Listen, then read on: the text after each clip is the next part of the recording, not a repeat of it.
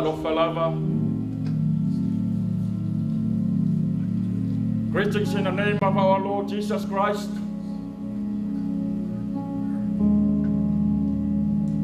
Hallelujah.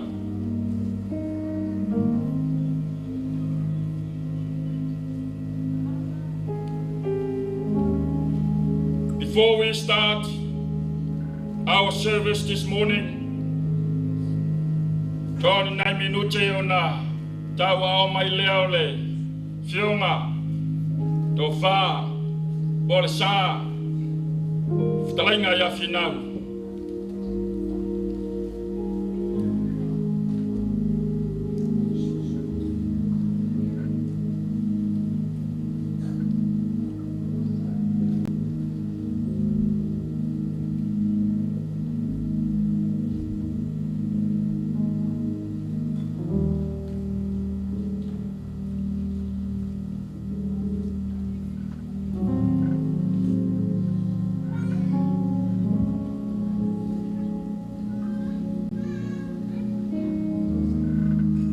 It's an honor and privilege to be in the house of the Lord. Can we put together your hand? Hallelujah.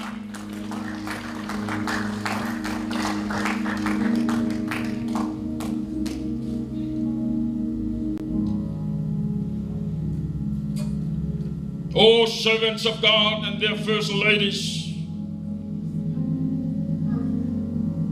welcome.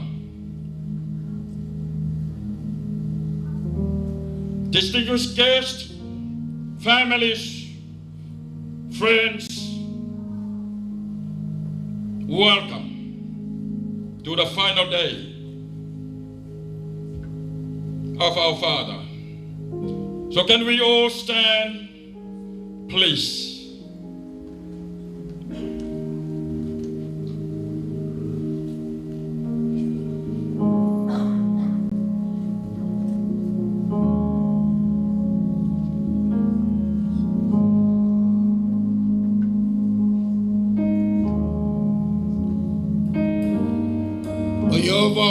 Leo mamo oia ele ai se bea automativa ai na te ave au ni mea o ia ile va mua o te ta oto ai na te tai ia tau taftafa vai tafele mu na te fafo sia mai no nganga na te tai ia tau iala le ani utonu ono lo swafa eu lava na o savali vanu o le ato le oti o te le fefe lava i se bele ako awa oe tak fatasi mau o laula au malo toto e fa ma fana ina ia e te laula mai mea i la ai mau i luma o e ita mai a tau. Ua e whawina whoilo ulu ni swau. Ua tau masua sua la uipu. E moni, e muni mai a tau le angle nei ma le alofa i aso uma lo wola. O te nofo foi i le falo yoba i aso i tele lama.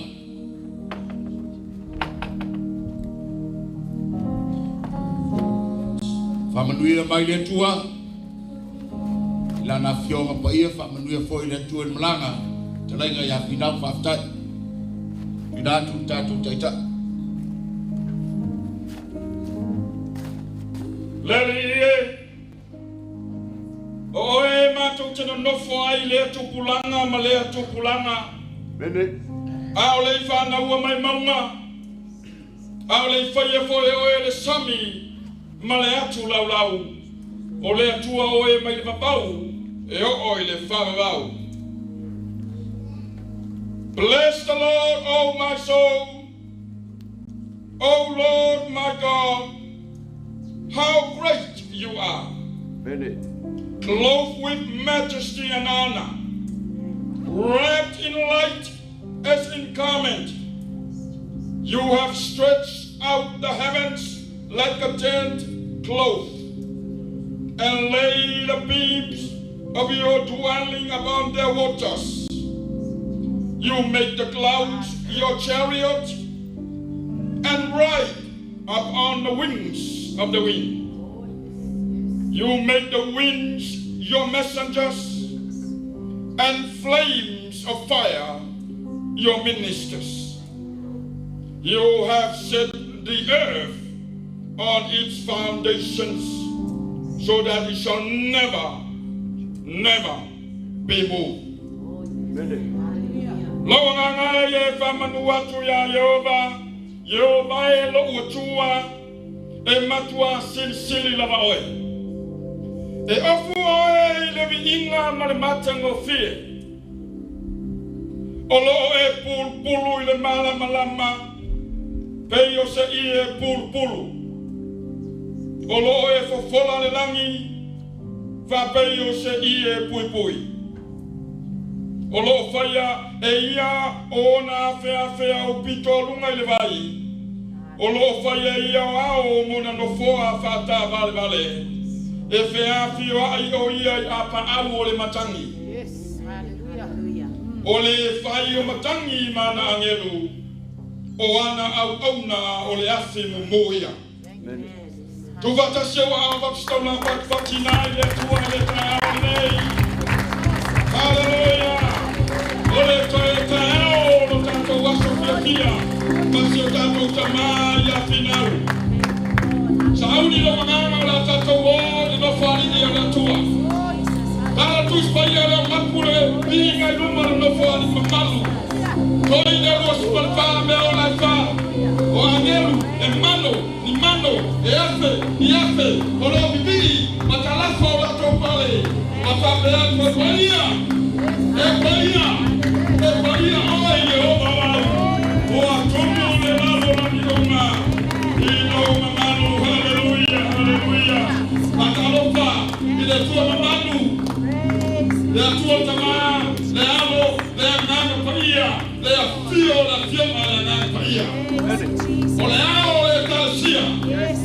O ia lea, o lo fa penana na lue no finalo le tao. Ave ya no vidinga ile tua ile tao le. Hallelujah.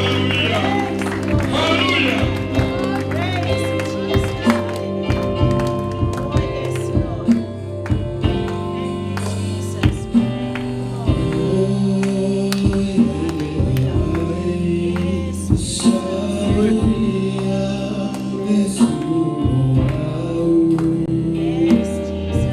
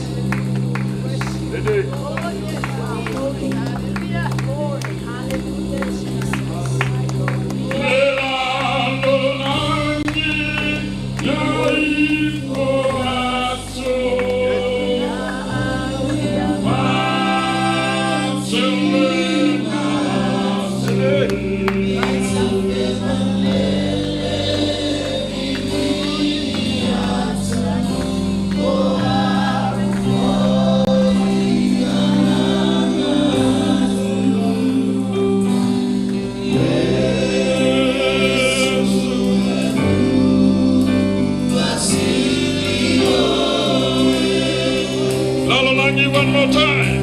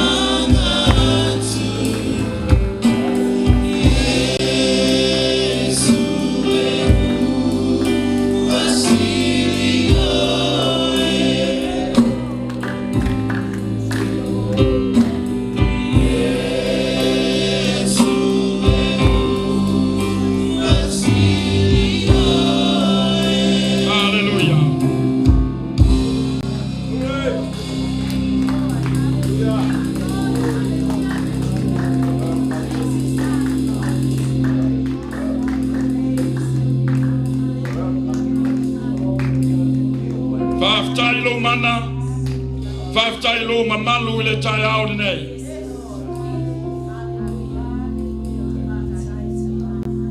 Ofu oila ei oilo vi inga. Le mamalu sili esse o oile atua. Tailo nei tayao matangofi. Wau family anga I polo kalame umole ne yasu. Fio maya oe tai o ngā tonu lau fio a matai oe whai uatu ia te oe lovi inga le tai aole nei ono suafa o Yesu Keriso and all God's people say amen, amen, amen, amen. Patalo foi se ao lata ia te oe ia e alala malela we mati bisite.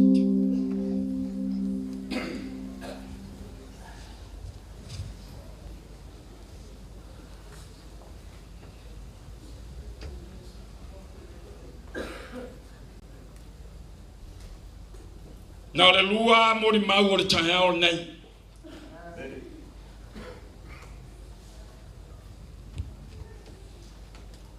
Tartonu lava matutoi mori mau o paio a inga na lua ya meso alo ma Finau po na po tatu falongolongo yai. Tau le nei tula o te vala au lia fa pitola ai. Le tausi o Finau ia mo lana sau noanga po se mori mau nei taiao ia wale la maftanga ma le tama ia Finau ia nei taiao fatua po le tausi ia se ei ia o lo wa noa nei te suma yai maliu mai ia awa sau noanga nei taiao au fa fonga fo I le pa ia ma malu le tatou fa la po tonga ia familia le tua.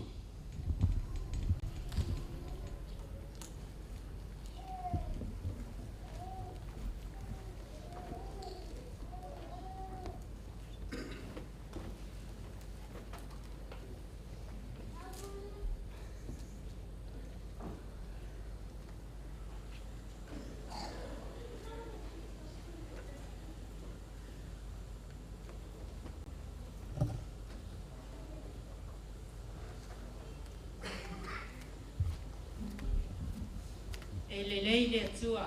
Sai malava. Sai me uma. Elelei atua. Thank you, Father. O lobo wanga ngai. Ia e whamanu watu I le ali. O mea o mafoi o te tonu ia te au. Ia whamanu I lona stuafa pa ia. Lobo wanga ngai. Ia e whamanu watu I le ali. Awa fo ine ingalo se mea e tasi o ana mea alufa.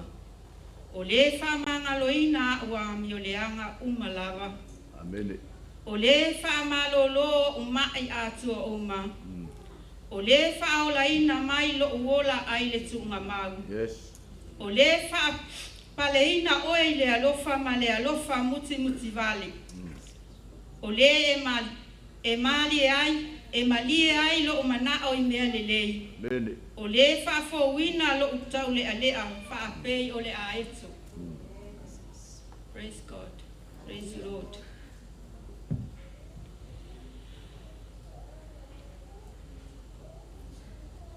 Yeah.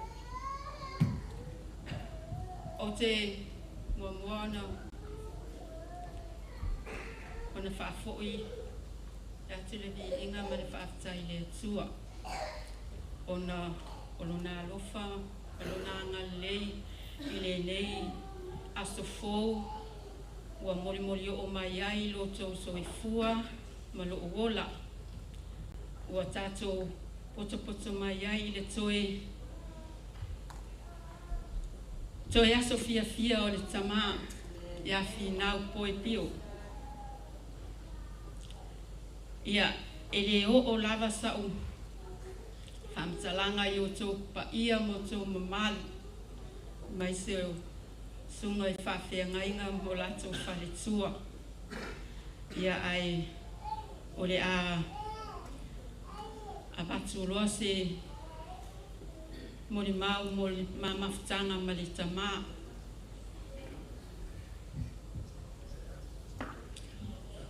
O Finau,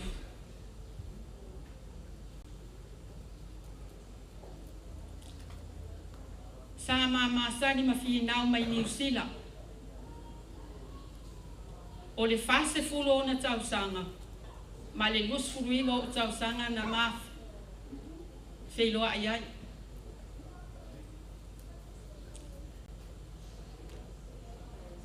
Na mafa ai poipo, i la sofitu o ke topa i le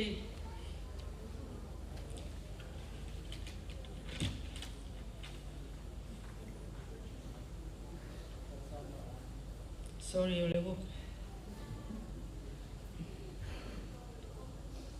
I le tasiiva valvali.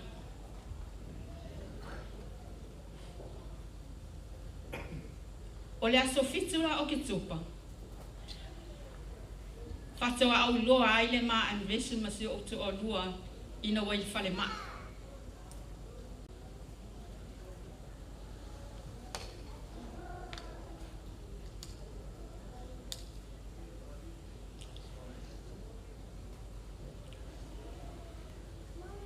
Wa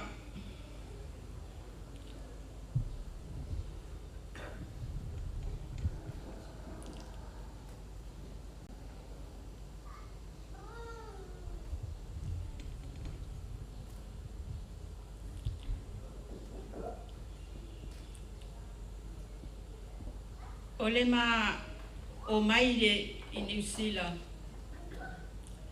i le aso lua se fulo i uni ma o mai ai loa mo mata tala noa wa le maua se tamao a inga fo ipo se mea e maua ai se whaamanianga mai le tua. Walima vai fo i New Zealand wale lava le ia tupe New Zealand tau se ese ma Finau. Na matala noa lo le o le amao mai Australia se su ese lumana i o Finau. Na whainga tā i uso matua whaafine. Ele i whaingo fie le mato mai mase au Finau. Awa e pe ia o ma ua e wha amautu mai ai Samoa o New Zealand. Ia ma seisi a vaenga. Ia pangalia io se io mai e sa eisi se lumana i o Finau. Pangala le whainga tā, le wha ngalonga tā o wingo le nei tamā i le mamawhtanga. O se tamā e aloto alofa i te a. O langa ia lea tala e whai i so o se mato au lotu, po ai, po mato a inga, a mato potpoto. O langa tala le whai, ia aua lava ne i pae se lima o se tama i lona to o lua.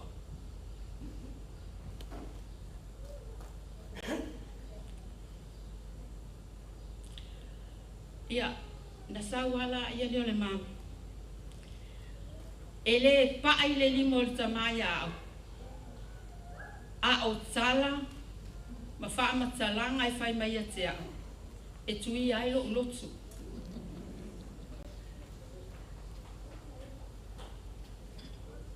E whasi au i upu.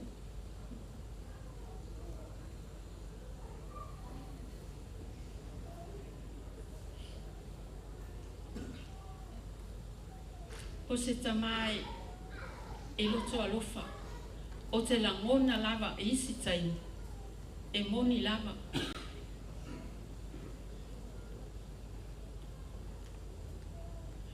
Ai se i whai atu la se meole. I le taimi na mātau nuu mai ai. A mata loa na whai business. Ia mana tua foi. Ele i mautu, ele i aini tupe, ai wa amata na tala roa e whai business. O le business mo mua na whai. O le newspaper, lea sa tala noa ai le fine. Whai ngoa o le Samoa News. Whai atu, oka e matua i leilua lava pe whawhewhea na whai nei mea. I le iai se ta se experience pe e whai mai awal popole, whatalia ia. Ia, wa e tala noa e alu, e sao ai, e taule e alu ngai ai i Samoa. Ai alu e tala noa i Palangi, o Saina, o India, e maua mai ai ia meu experience mai e whai ai ananga luenga. Ia sauloa, ia wa su ele mea pueata. Ia wa tu ilo na fine sau, ele ata whai ale newspaper. Ia o mātou, ia o le whapi ina ma kipi wa kaiminga o whao ngā meo me foi e ngā o aka ma mea e whaapi i le newspaper ia o a le taimi nei e o whai ngofia uma mea mo i le computer ia alu ia wa tau le alfo i le newspaper au whai mai le a whai meo whamori timpusa ia whai atu oi awa wafo i lea mea mai se whai ako whele mea le lei ia whai fo i ki a o mato i taila i mea ta o na ui na a mata mai ai ia alu whai la kapi ia wa ta alo ia lo natali i leo wa umatu lo na ola ia alu abi ia vili uso ia sola a mai lau whanau e ta alo i ia chone ta alu ia aile yang meta ia sola wala e ave sola lan whanau i le lapi uni a laka piliki le lawa a matanga kulengi ai le atali ia whai ai watua ele yang mai ia sola i lan whanau alua ia memo le nganga le alofa mana o wha ngata maiti ia sau mai oi i tai ia sau i watu kita maiti i mantuelo o Ie'u mai whanau ia watu loa whata moita maiti ia alu loa piki loa tuna i oile ia St. George i na whakuloa e waku i oi makamaka ai ka lunga ka maiki i ngā ngai loa Ie'u lea i sao asi o to olua e sola ia nana watu loa tamaiti ia kolengi ia loa ma mata i loa na tauwhetuli tamaiti ia a ole winga la ole o la utala wa fai fai ia baka alo ngai whangau a sola mala utama ia chom lewa kai foi lani lana furanga ata alo ia chom le taika ata alo le Finau a sola I Mitchiperi ia mato wa ayat wa tu mai usum ata mo e chom mai ponu a o vai kuna ma kilifi le awanga nga le sata al machon walau maya usu teko chon ya I walau lang fangau awai le mafaya le awadi nga pu e chon Ie'u ya alu ya wa foi walau le tua ya chon le atali ia o se whaanoanoanga fo inai ia maa ua mal tama mal whanau o si maa tama nau walau mai le tua ia lea lawa o whaatasi ai la ia tamane malona atali ori awa lo loto fia o lai wa mua tiane whaatani mai o mātou te watu e mo I le lalolangi o tu inau, lalolangi o ngasala ma o tuanu a mamalo na loto e le iai se vea na wa abe le tua ia lala o whaatani mai lang ia le lawa latulon tama ia to e saufo lala tala I ona o le meo le songa pe o morimau anga po e sa famtale e le tua fini o Finau e le I mo ia na o ngai a lava latu fon o latu whanaunga e le Ie'u ana Ao'oe e lai se mea nā tia si o te orua na whaamatala o mamai e te au e muri whai mai latu a inga i te au awa leva no uloa wa uma whaamatala mele ilo ai morta mai a lofa i te au awa ale whaamatala nga mai na ia wa uma fo ia ma meo le ola wa malama lesi ia alua whai mai o ia I toa 5 lana whanau lai sa moa o fatu e makua e hawi ala ia ai aka ia o fatu loa o ia e lese me o ia me sili o loa ai e te alofa lai lau whanau ai whai mai le ai o te le alofa ia nau te le tausina ia sila o tō le tala tama o te le alofa ia o te le tausina tamaiti la I o I la tōtina whati ia o te okay e mamalama lava ai ala lau whanau lea mai ia o lau whanau lea ona o lea o alofa moni ati oe ia le li amene ia o lesi ana o le alu le wa o te fo wa sa me o mawala na ngaluenga ai fai mai e fai a onga I le a onga le a chief college e lua e tau sanga sanga lua e le tamai le a onga le chief o le teacher 8 na ngaluenga fai soani tamaiti a onga ia alu ia wa le fai mai o talu ala le maliu le o se matama ia le nana le ko le fa le ia lona mafau ona le no fa lona tali ia nanga umai mali ngaluenga Ia tue sang, tue whai mai e te au. Ia, wa iai fo le si mea o le a whai.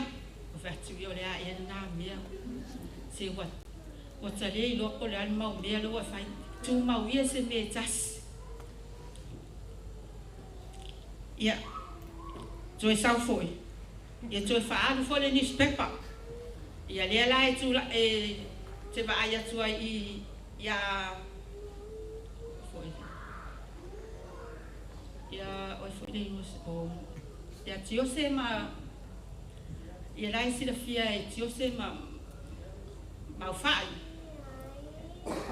Ia sanga lulu e foi ma fai i le fai la o le Aussie Pacific Times. Le gonga le si newspaper. Ia wa alu foi. Ia wa le Ie'u le foi. Ia wa oma. Ia tue foi le si mea. Sau loa fai me o le whatau ngā whale. Wa alu so e mai anga brokers. Ia wa ngā lulue. Ia wa lua so e ia tangata e fia mana oe. Fai nato fale whatau. Ole ngau ia, ole makua, o lalo na mawhawhau e ngau. Ina ia manuia, ia o tangata o lona atunu. E ma eu fo lona alofa. E te ngāra rana te whai ati ai. So ia e le o, ai mai le ai. Ona o te alofa te le. Ie o loo fia maua se sosoani. Ie o loo lato fia maua ni fale. Ia o ia lea wa maua le mea ia o atuai ia tangata i whaatawai i fale pe awhina ngaru iai. Ia, wako kele a kangaka o le leae ke loa ko le iai kangaka o le kepa akuai. Sa o iai sosoane Finau. Lato talia le whautuanga Finau. Ia lao ori ma fia wa maua fale. Ia tasi nganga luenga le leia tamaa.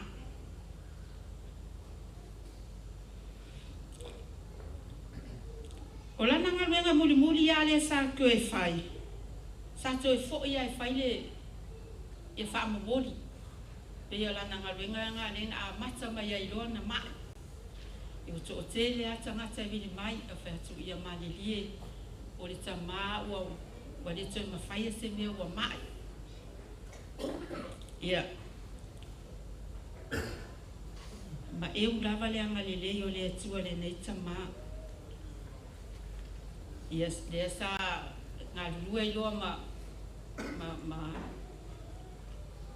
a leu sola ia fia i loa, ia mapietelo, ia la sa anga lei mai ai sa lato ngā lulua i foi, ma pietelo ma fia i loa, la e sila fia foi e pietelo le la fai ngā uo ma Finau umakua mausalia, ia au petai foi, ia ona ua o iai fo ingi whale tō nunga o meo whale, ia me meo olaina kutoe ia anis fo iwa mai o ngā ia.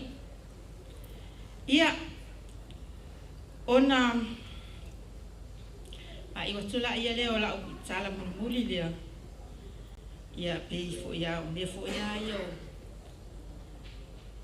o le lotu. Ia te le lava, ese fo i le nau o le tangata i meo lotu. Ia e tele foi ia au lotu. Ia nei whai au foi sa ua ngā lulue ai.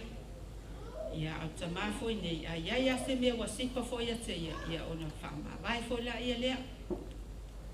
O loa lele ia Finau ma ona winga. O se tangata ia e loto alofa. O se tangata foi e babelo ngā ita. Ia, tele friends a Finau. O friends mai le lotu, o friends mai i ngā luenga, o friends mai i taalonga, o so se mea lava, o fea lava se mea e alwa i Finau. ia o le umau ai fo ia nga friends ia mea fo ila le a o le tangata fo po le la ititi po le matua e le fai longa ina e Finau se tangata matua po se tangata sa la ititi e tala noa ia maata fai ia nga jobs ia wailua fo i longa fo i nga jobs ia nga wo ia o mai fo ila ia le ile le macho mafutanga ma le tamari nga lwenga ma fatua ia va Brighton fatua ia Musina ia masimacho e Karesia ia e tali ye fo e loa lava le me vatua sa le talienga io lo fo Finau la fai talienga pe o le mea nga la fa ngalo nga tai e wo mai masan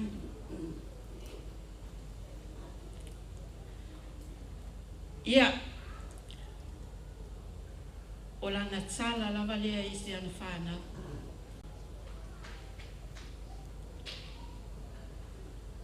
o te le mana o ia te o te falo lo solo e fai ia mea le lei mo la na fana e te nganga le ai se tupe ai tau ma fai la vai fai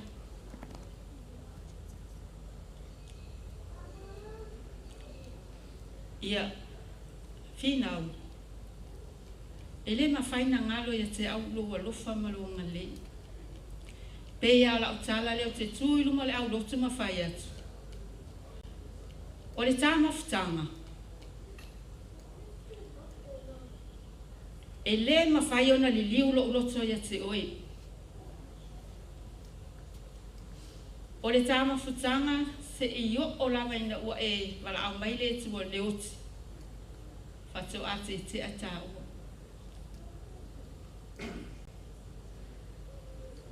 po le a lava lo te tele mai e te au i taimi uma le tama futanga ona ua oilua ua e mai o le a lava sa utala e whai atu le neita mai e tali mai ai e leita e tali mai ai o a uponga me uma lava o le o lo le fai o me le fai mai ai o le fa alongo atu ia ngai o ese lava i le tilo mai e te o le tutusa sa u fai atu tama ona o le nawa e ma wa sui fo i oe wa fa apea lava sinase ma itala fai atu ia oe wa e tilo mai malo wita toina e sau e fasi ia au o te le tai o wita pe ona o leo te iloa wa maisi o te olua o te tausi wha mauni ia te oe Finau wha awhetai mua o ngā luenga lelei au ngā luenga alofa na e whai a mua au masi au whanau wha awhetai wa manuia al whanau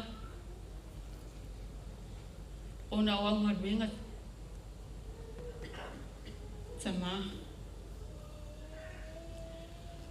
e tele nea o te fia tala no atu ai ia ai o vela fo i fala a o lo o nganga fia ma lo o nganga whaftai ona o le mama futanga i le mawai ma tamane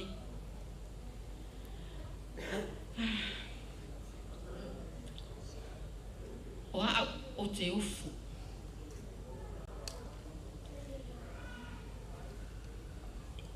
o te le loa pe po le ame wa fai ma te aisi tama ma isi tina e fai mai lo ma fau ai o le mea le te ai si mafutanga ai si tamana ai si tina. Ona i le lava le la mafutanga, le lava le la communication ma le tama o le tina. A e maala malama le le winga o loto o lua, e whaape nā foi. I le ai se mea e nā tia e le tua, lo se sila le tua. I lo wa lofa wha maoni le na lua, te tua i luma o le. O le whawhia ngainga, ma osi le tauranga. Po le mai, po le mativa, po le fia ai, po le fia inu, ia tu maule lua mafutanga. Mafau o loo lua mafuti, o loo ile atua, lau tau tinonga. Ia lea la, e peia lau tau tinonga le whai luma le mato au lotu. Au tūlunga whai sau moli mau i le tama. Ia o whaapea atu ai. Ia wa whai ma whaasu e sa ia te au. Ia le tamane. Ia au te alofa lava ia te oe se i tau lava i leuti. Ona i manu maa lolo o alofa. Ia Finau. Ia wa uma fo ile taimi o lo sau o te ate whainga venga au tuai mai. O whesa ai. O whai atu. O le whato au mānawa. Ai mai ise wa ai lawa ke ai fia. O kaunga e o le whani. Whaku ia e manatua. A e sau le lunga le awala. Lai pisi le awala. Ia ele whapela au suroa ia o lai kiu ka avali. Ia le kai meale o peke ova. Ramo e ova ai. Ele kei loa au le ke mai. Au whai atu ia a whio le kausua in ka kupi. Ia le si kaini. O lai se langa waki. O wala ai wale lo le kaimi o ke alo ke whainga luenga. Ai whai mai. O la le kaimi nga e anu ai. O whaku, o mako e amaka lima. Ai ka ale whao o wan. Ai whai mai. Nga e anu le ponu. O whaku.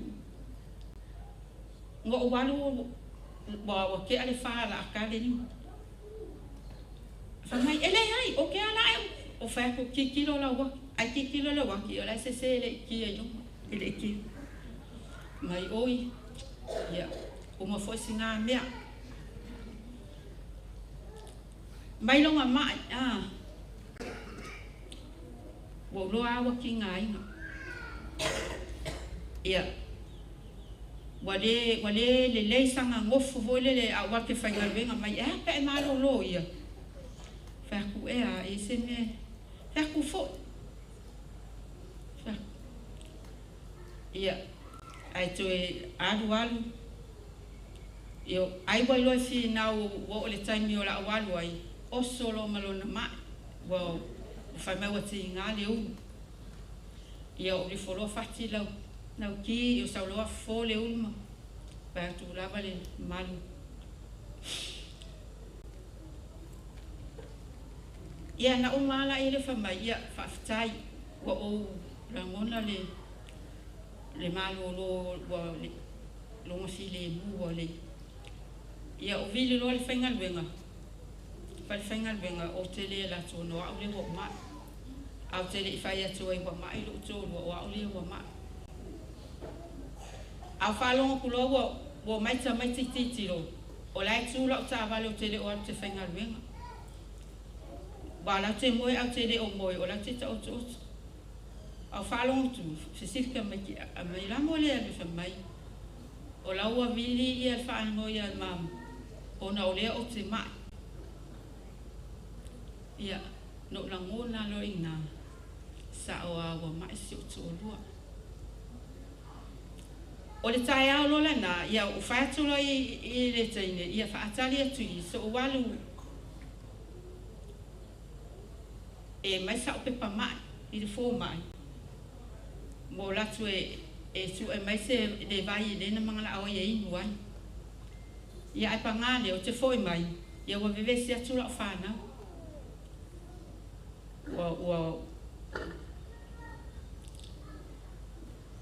Ia whaitulua, ia okay, o ese umalua, ale la o latu whata ele. Ia ma whata ele vili le ambulance, ia mai lo le mea le vapi. E toi whina watu awa le matua le ai lava ma se tala o se mea e o se ungoa, e le wale iloa, ka ulo ungoa, o se mea wale iloa. Ia mai fo ia le ambulance e whai atu ia wale iloa se mea le iloa kaukala ko le. Ia o le wakungalanga le whale maenga wakuloa, ia ka okoloa longa, whailonga ka okonga, longa whaaka. Ai sau le kala, ia ua ke lele a whainga longa whai ai, tulo. Ua sao ai le koko lona, toto lona whai ai. Ia, whai mai loa le fō mai, ma tō usu atu, i tae au whaaputpoto sa whanau. Whai mai e le a whaise lato o tala noanga. Ia o au lau te le ualu, o te nufua mo, i tawhitawha le tō inga. Ai o maita mai ti whai mai le fō mai. Wale tō e iaise, wale tō e au ngā. Pe e tolu option ne whai mai i a mātou.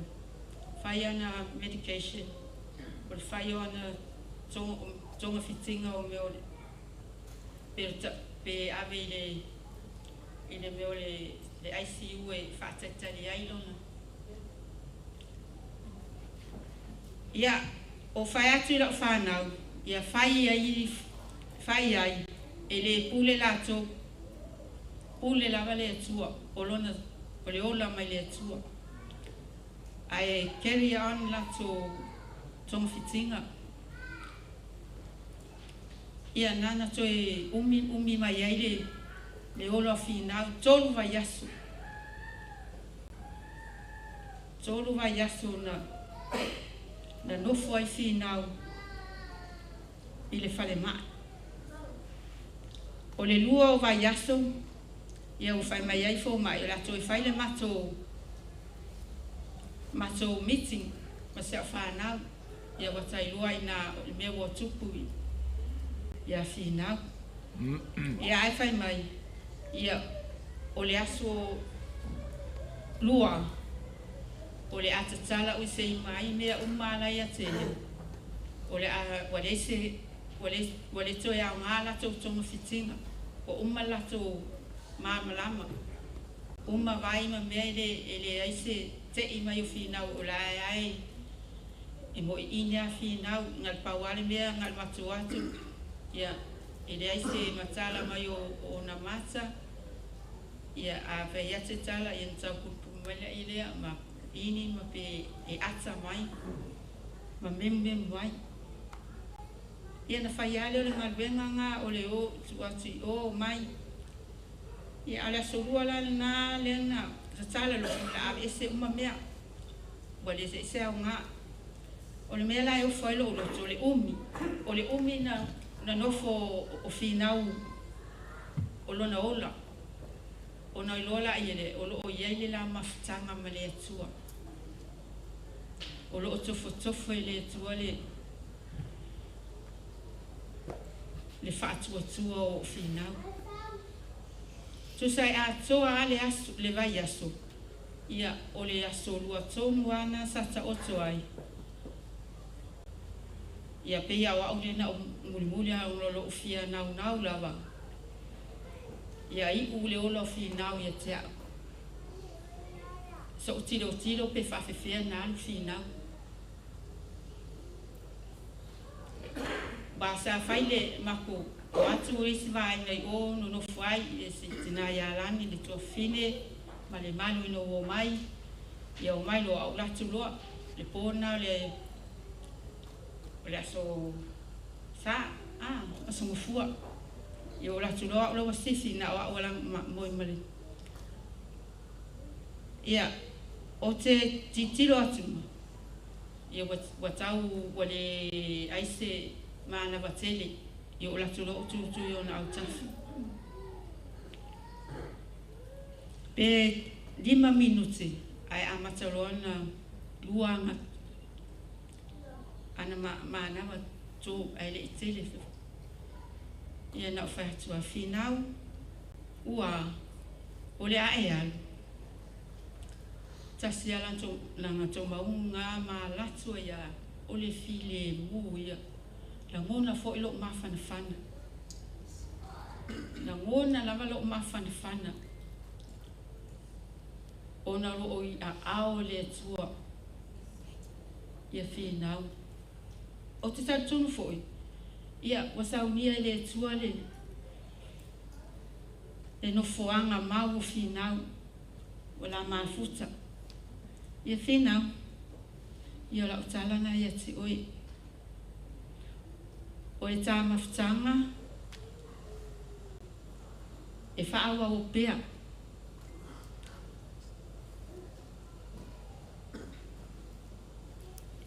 e momoli atu o lo faanga tele ia te oi tama ia manuia la malanga Nene. saunia ile tua lo no mau ia staini tatu mafuta io lo faanga mo o le umata manuia la malanga swafa Yesu amen.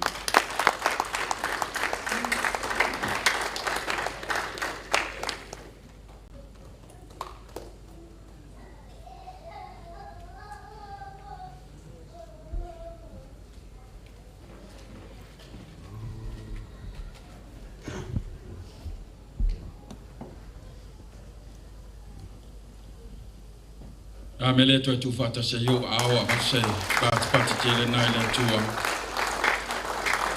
Afta ya tule tausi tina ya se ei tu samale mori mau mata ngofie ile nei tai hau. Te manatue avel nei tu lai fa mole se i fa o mai ia nisio valvale alofa o lo tono le mauta fa mole.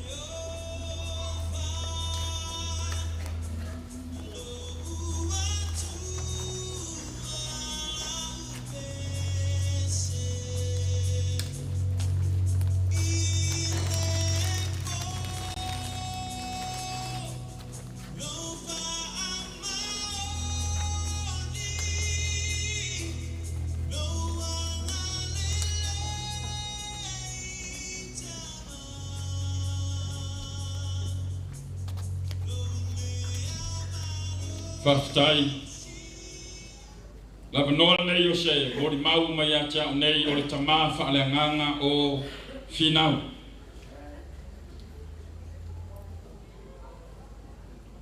le tosanga lua fes fu mariva na ulu fale ai Finau martina ya se ei mari no fa alo ile e kalesia i roti hio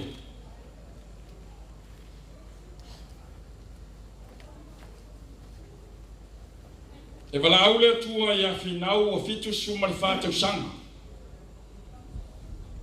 ai limas ful mar valu ya yo usanga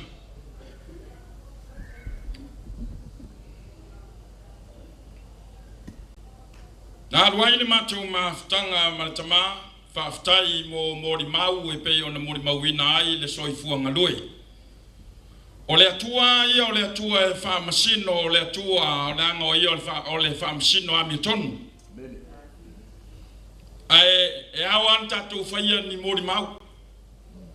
Awalo la tu soifua au nai i le ngā luenga le atua. Sa u fa e ina se tofi lunga o le tama ia Finau. O le tofi fa faila unga.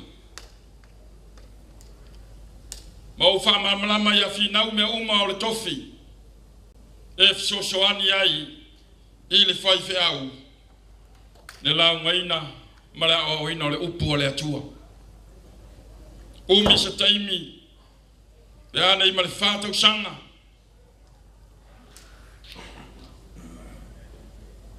O lau tala le ia Finau. I respect you as my dad. Tasia le mea o te le respect ia te oe lau tama. Mea o taimi o te tua i le upu o le atua. Le anga i le whātu ese le upu. E a oa o le upu. E a oa i le upu. E fa tonu le upu. E le popole Finau i se mea na vatasi. O Finau ua sao lava i ai le lona suafa o Finau. Langa na uloa ma umori mawina. O se tama Finau tele. E ofo lo loto le fitus fulu tau sanga. A to e alu fai le kos. O le whatau fale.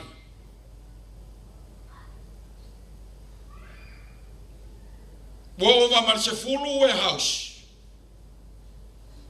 O mao ia ima Finau. O le tau whatau o se we house ale e kalesi. O lana tau tinonga ia tea. Pasta. O te mana o ia maua sfarsa. Au tale yoti.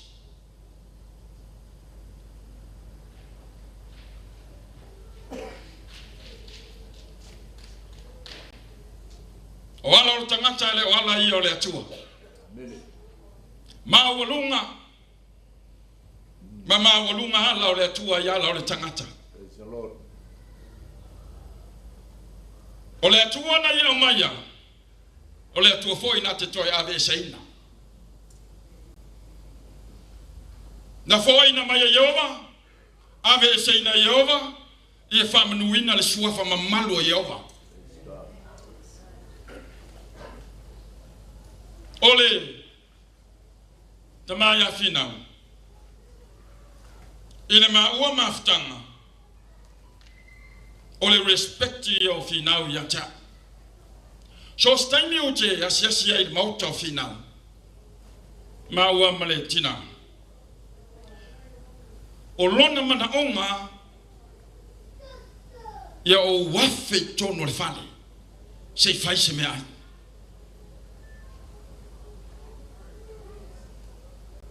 Tele taimi mate whafsanga i lunga o lana lau ai. Mama ai. Tau mafa whapa ia whamanuia tama.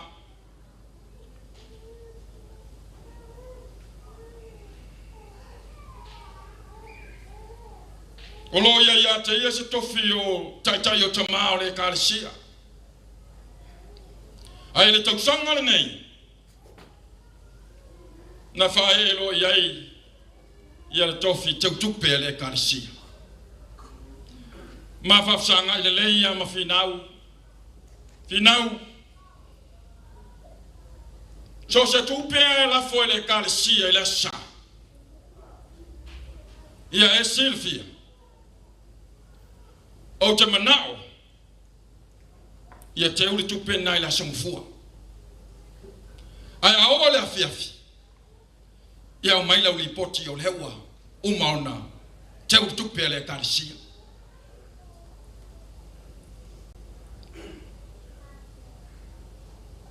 Fama oni tele Finau. O Finau foi. E mau tutua Finau tupe le karisia. Ele mana o Finau e alu vafava vale se tupe le karisia. Ise mea le anga. Un levantal no mai Finau ia te.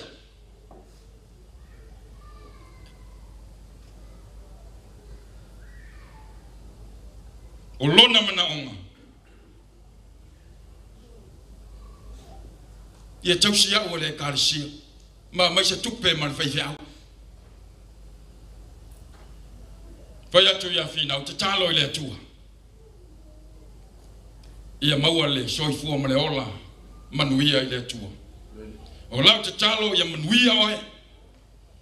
Manuia la wau nanga. Me voi le el pai o nei maftanga o e au nei lalo au na le atua ngalue le leile nga ia teimi o lau tinonga e fai au na le atua. Pete famaoni pete le famaoni o lo ile atua le taui e tatou ngaluenga. Hallelujah. Ele ona ngaluenga ina nei mita se tasi le atua.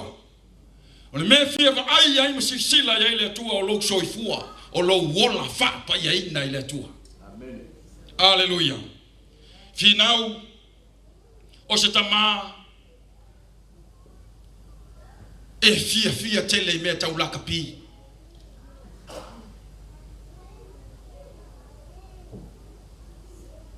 Ile baveaoa ina wa uma le talonga le toa Samoa ma Englani. Te ofo fa peta ita o lever to fa Finau. O mo talonga tangi la telefoni Italia to Finau.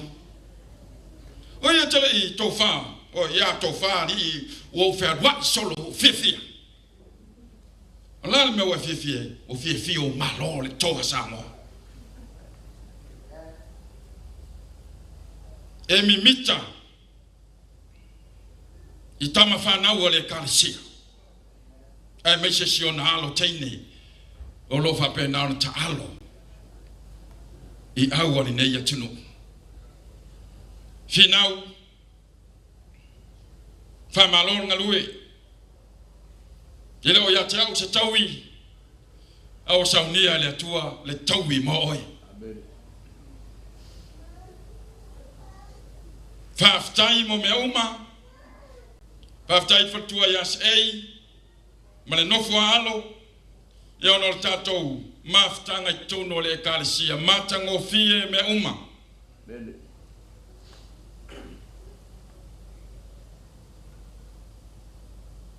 Balau mai se ei.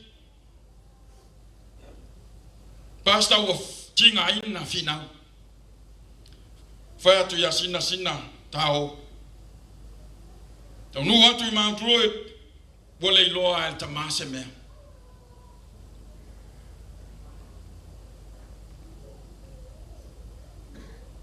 Avatu I Westmead, whaia lana tautonga, ia o matu tapu wa ia ipea, pa ia o a inga, talainga ia sola ia maisi al fatua male nofua alo maratatou a inga. Longo ina o sei maua le aso le AVC le life support o le tama sama yai ole me ngata ile malosi o tangata poto male ata mai o fo mai e fa wa wale manna o le atua to fa fonga yai lua va yaso ya o sautala wa uma le tau fai o le poto ma le tamai foma le mafo fau sei tu lo o le fai ai o le tangata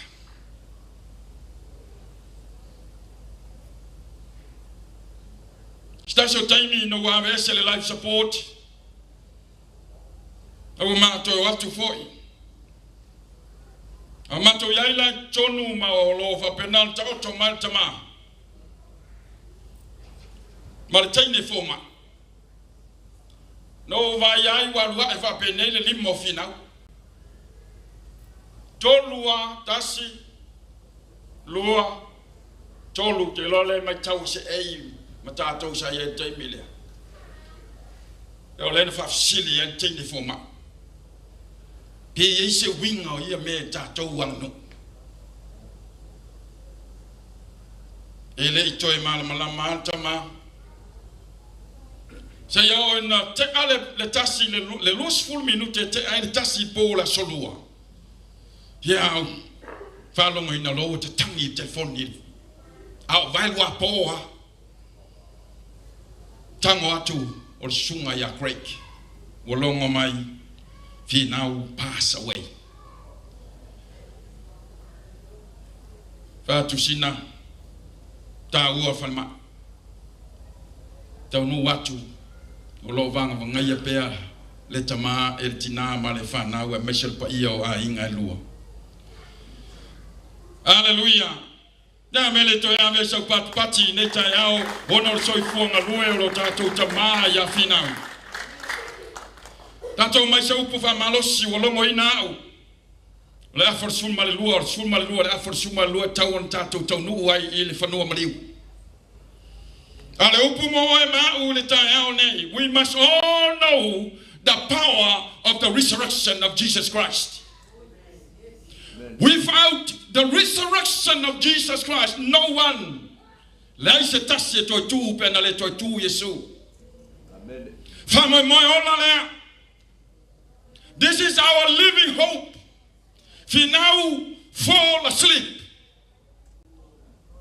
Number one, are you ready for your time?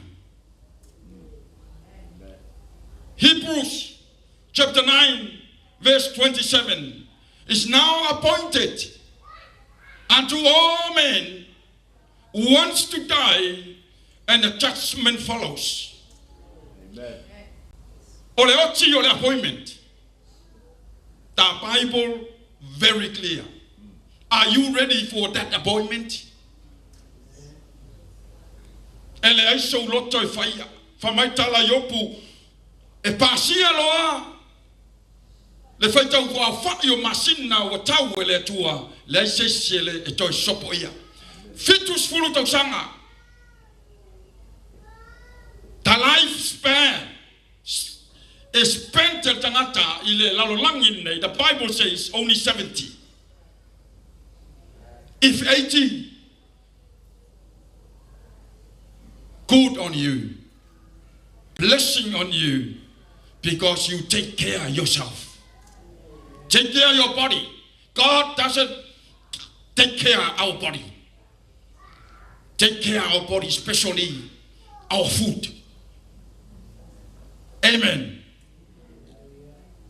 Ao'oe mai leoti. Fa mai paulo lo hola lo ya Kristo lo hoti lo manu. Lo manuia. Hallelujah.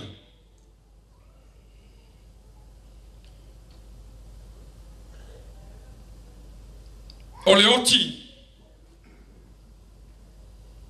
It's a great opportunity for us to enter into the glory land. To enter into paradise. Jesus said, today you will be with me in paradise. Finau is now, he is in a better place.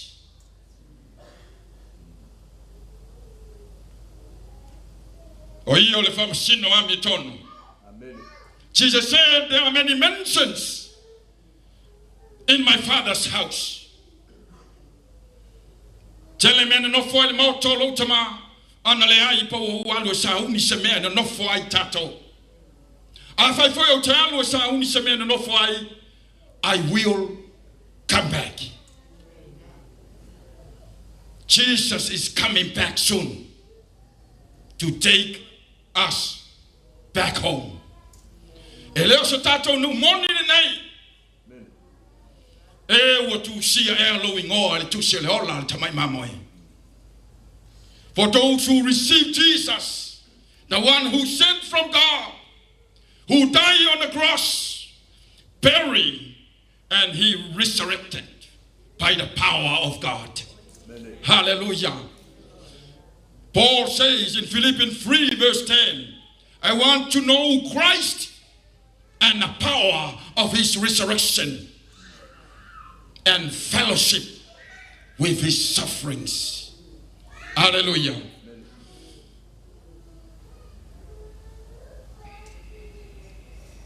Ao'oe whapori uri ngia le la. Male malama. Male masina. Mafitu. Mawole foi ma yao. Pea mawai le ua. Pea funga mai le se kati. Mawai le se ma me ma mafa. Mawole aya se toi manao. Ele o toi se manao ya finau. Hallelujah.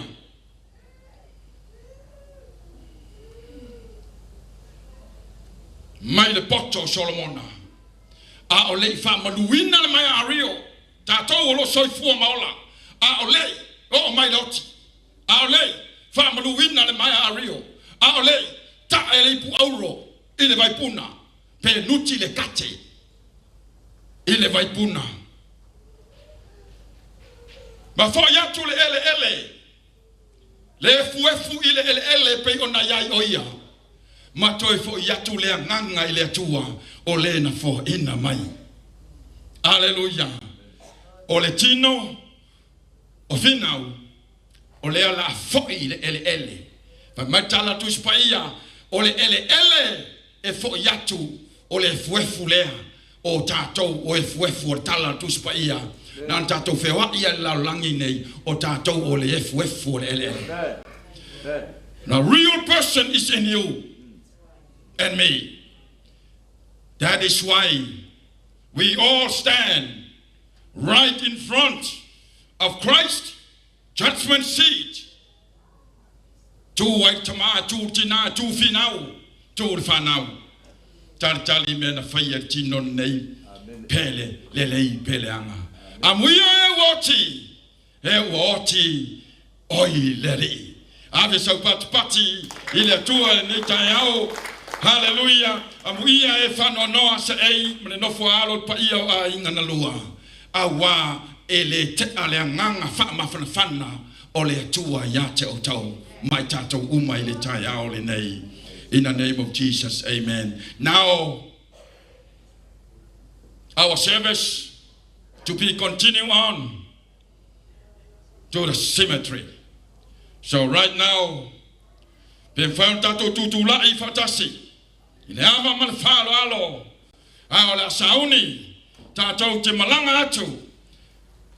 Whatau nuina le toi sauninga. O sio tatou tamaya finau ili whanua marliu. I St. Mary's. Tai ao nei wha mole. Vala watu I le au whai ngā luenga. Pe mwhai ono tau sua tuloa. I o tau sa. Ia ele muri atu le sa o le tamanei. Ia watoa soa toa I leo le wha tonga I le nei tai ao. Hallelujah, hallelujah.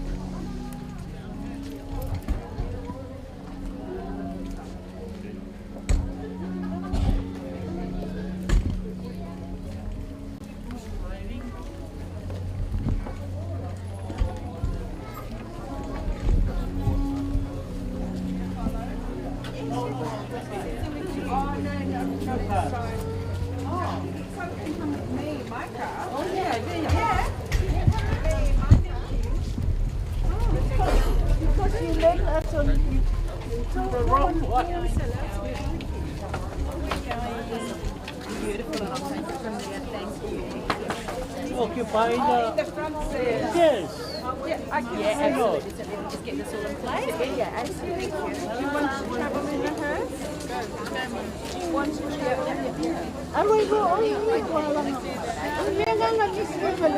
Yeah, you can go in the front. Yeah. But we'll just make room for you. Yeah, I'm just here. I just have to go back and get the trolley. Okay. Sorry, darling.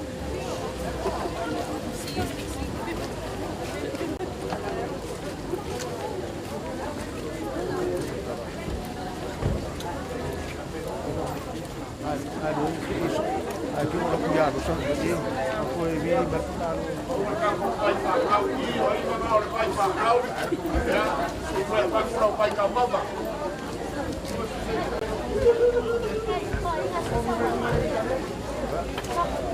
É uma coisa mais.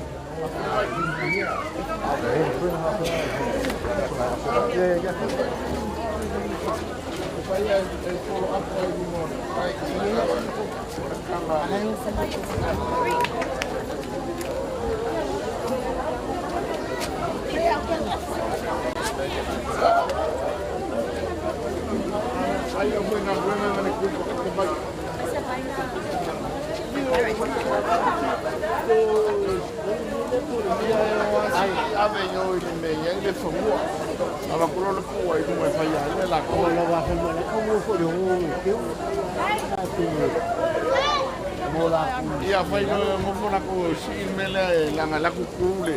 Foi fakani me sei. Fakani me yo.